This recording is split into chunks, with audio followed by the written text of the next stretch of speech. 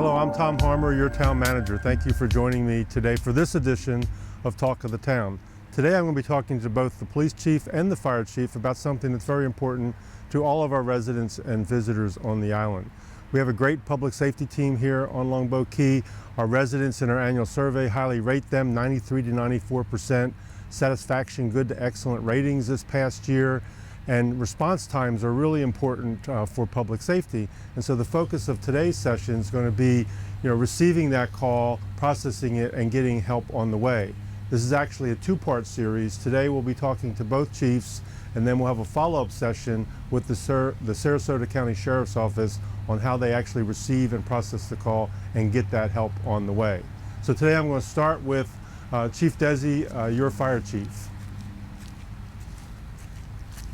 How are you today, Chief? Doing well, thanks. How are you? Very good. Okay. So why don't you start out for our viewers and talk a little bit about the emergency services that the Longboat Key Fire Department provides to the community. All right, we provide fire and EMS response along with marine rescue. We have a lot of marine rescue calls that we cover with the Sarasota and Manatee County. And so in a typical year, how many calls do you receive? We run about 1,800 calls a year. Okay, 1,800 annually. calls. Mm-hmm. And are most of them fire calls, or are most of them EMS calls, or what's well, the majority? We would say 60-40. 60% is about EMS and 40% is fire slash marine rescue. Okay, I know I've heard you say this before. 100% of the firefighters are also paramedics. And so when you call 911 and have a medical emergency, you may have a fire truck show up. Right, we're unique in that sense. We have everybody is a paramedic, and some people get upset when they see a fire truck pull up when they call for an ambulance, but they have to understand that the only difference between a fire truck and an ambulance is that the fire truck doesn't have a stretcher. So we're able to stabilize the patient until the ambulance arrives. And I think everyone knows the emergency number is 911. And so when should someone use 911 to call? There's all different types of requests for assistance. Sure, anytime a person has signs of stroke, maybe chest pain, shortness of breath, something like that. But we also get calls for people who are fall down and need help back up. But for 911, we ask people, everybody's emergency is different. But so what would be your emergency may not be our emergency, but what we want to do is stress the importance of chest pain, shortness of breath. Anybody who has memory disorder, something like that, they can call.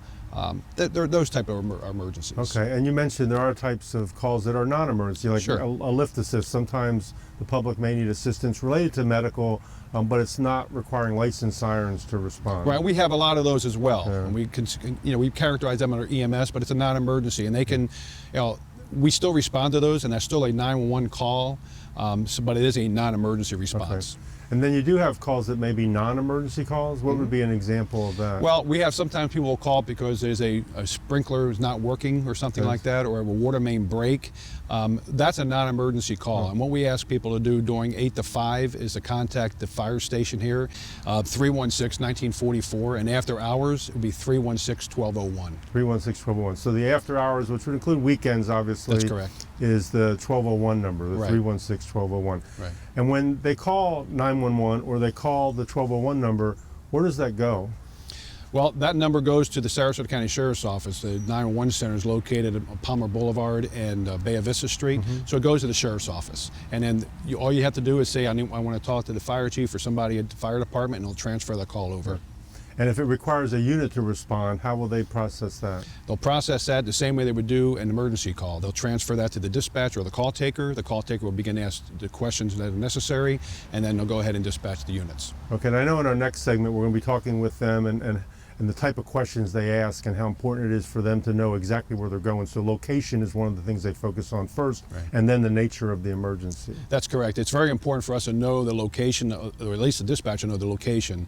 And one of the reasons behind that is there's multiple street names, and they want to make sure that they're sending us to the correct location. And really important, let people know, let them, when they call 911, to say they're calling from Longboat Key. Yeah. They're still going to have those questions asked, but they let them know they're calling from Longboat Key. Okay, so we know we're in 2 different counties. The whole island is the town of Longboat Key, but it's split by a county line.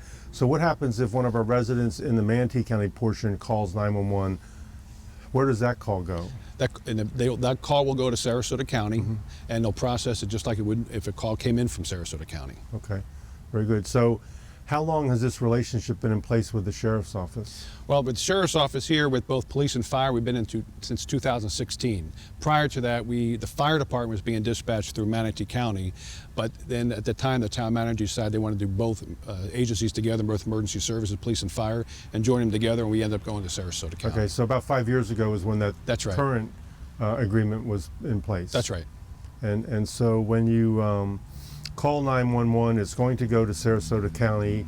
They're going to dispatch it from there, and they have the ability to also forward non-emergency calls to either the police or the fire department. That is correct, Yeah. yes. So occasionally we'll receive complaints. I've been here 4 years, and there's been a handful of complaints about maybe how long it took or how it was handled or why they asked certain questions. And can you explain like the complaint process? How do they handle that? Sure. A person, if they're complaining for a fire rescue type of emergency, a medical type of thing, they call us here at the office. We'll get the information from them. We'll pull the audio tapes or the recordings from the 911 center. We review them. And we also ask the Sheriff's Office to have their Quality Assurance Division review them as well to see if there could be an issue with on the dispatch side, or it could be an issue on our side. However, we want to find out what the problem is.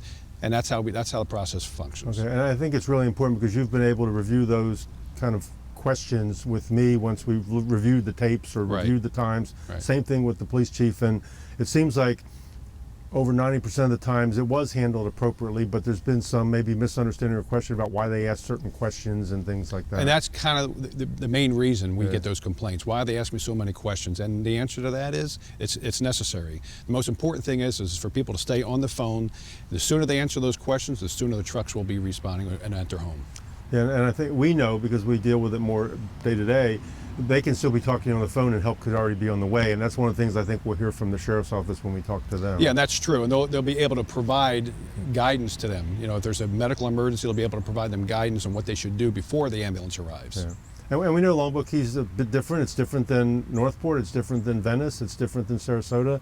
And so what do you do to help make sure the dispatchers understand the geography here on the island? One of the things that's important to us is for them to know what is going on out here, what buildings are, where our boats are, where the Longboat Key Club is, where Jewfish is located. And so what we've asked is that we ask them to come out during their orientation, when they're in training, and we give them a tour.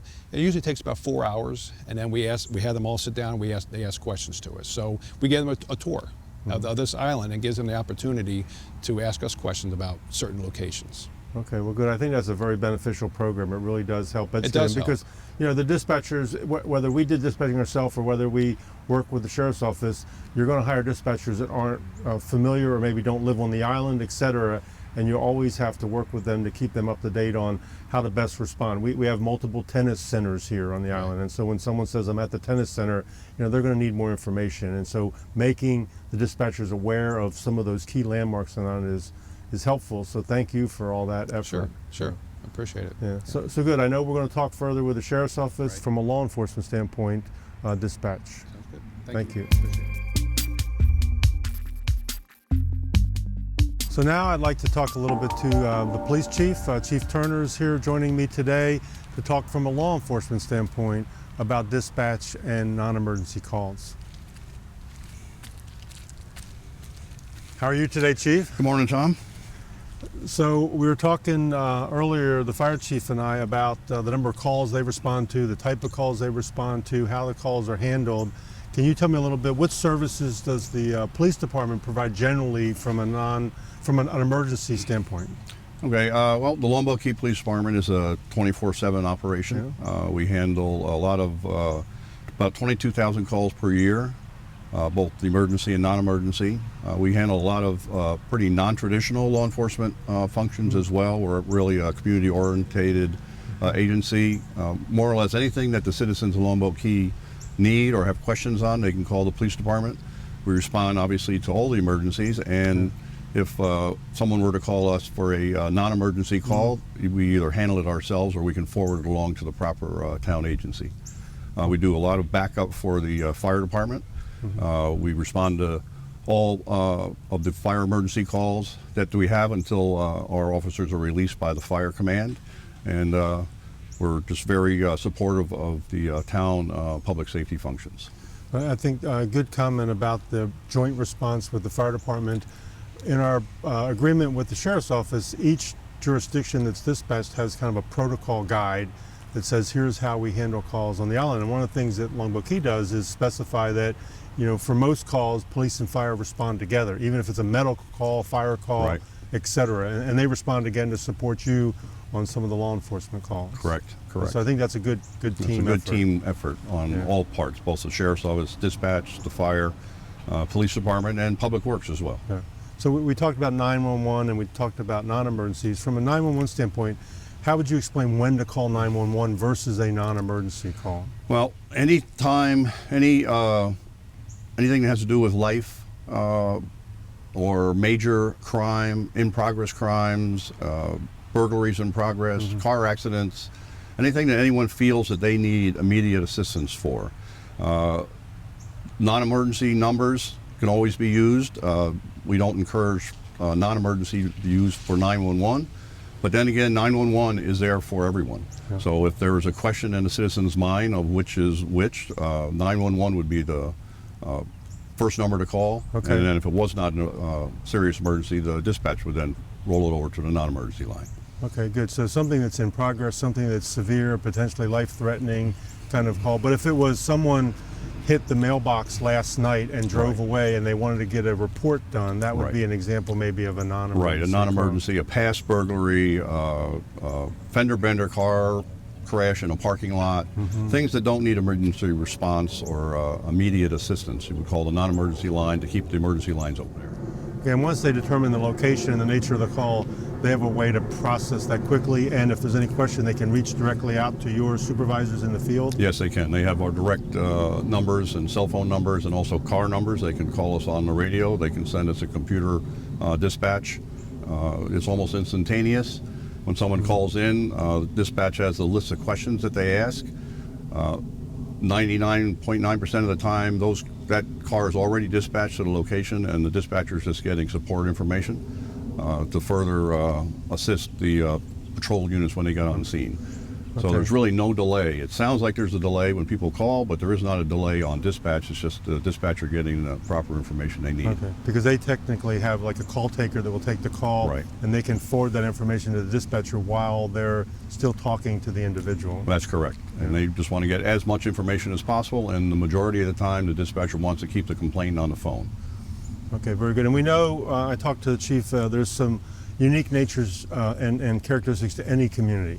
So we know we have multiple tennis centers or places where people can play tennis in multiple courts. And if someone isn't super familiar and they get injured or have some medical concern and they call 911, they may not know exactly where they're calling from. And so we try to do different things to make sure the dispatchers are as familiar as possible with Longboat Key. I know you've worked this past year on the Greer Island, Jewfish Key area, and how we can help both our residents and dispatchers respond appropriately. Right, correct. The Greer Island issue we had was a lot of times the dispatch is asking for cross streets, and obviously there's no cross street on the beach. Right. So what we've done in conjunction with the Sarasota Sheriff Dispatch and the local community is to sector off Greer Island, starting on the Gulf side with a sector system, sector 1 through 6, going from the Gulf side of Greer all the way to Gulf of Mexico Drive.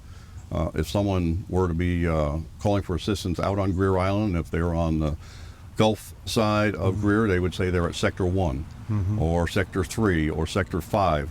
Jewfish Key and the islands, the sectors go up to sectors 7 and 8. So it gives us a very narrow pinpoint location of a very broad area. I know you've shared that sector map with the community on the north end of the island, the beach volunteers that work through the Longboat Key Yes. North Association, as well as the dispatchers now have that in the center Right. when they receive a call. Yeah, so we've given it to all the beach volunteers out there and the neighborhood association out on the north end. They've distributed it to all their residents and people that walk the beach for the turtle watch and taking care of just being eyes and ears for the police and for the town to make sure everything's safe out there. So far, the system has worked fantastic. We haven't had any complaints. There's no longer does the dispatcher ask what cross street are you on, which then confuses people because obviously there's no cross street on the beach. Yes, yes. No, well, very good. Well, thank you for that effort. I think that makes a big difference. I think it does too. We were talking about what number to call earlier with Chief Desi, and so I think this is a good point to highlight the numbers to call for the public when you think about overall public safety, but also specific to the police department, as I'm here now with Chief Turner. 911 is always the number to call in the event of an emergency. If it's a non-emergency, we have the 316-1201 number that should be used for non-emergency. For the police department, we also use that same number for administrative calls. And if you need to get a hold of the police department administratively, that number will still allow you to connect. You can ask for the person that you're trying to reach, and they will transfer the call to them. Or if it's a non-emergency police response, they will get the necessary information so it can make its way to the officers and they can respond. All of this information and these contact numbers are available on our town website. Well, thank you for joining me today.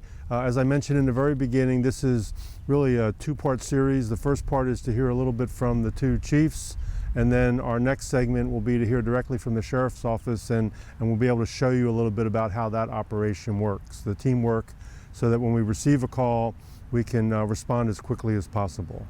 Again, thank you for joining me for this edition of Talk of the Town.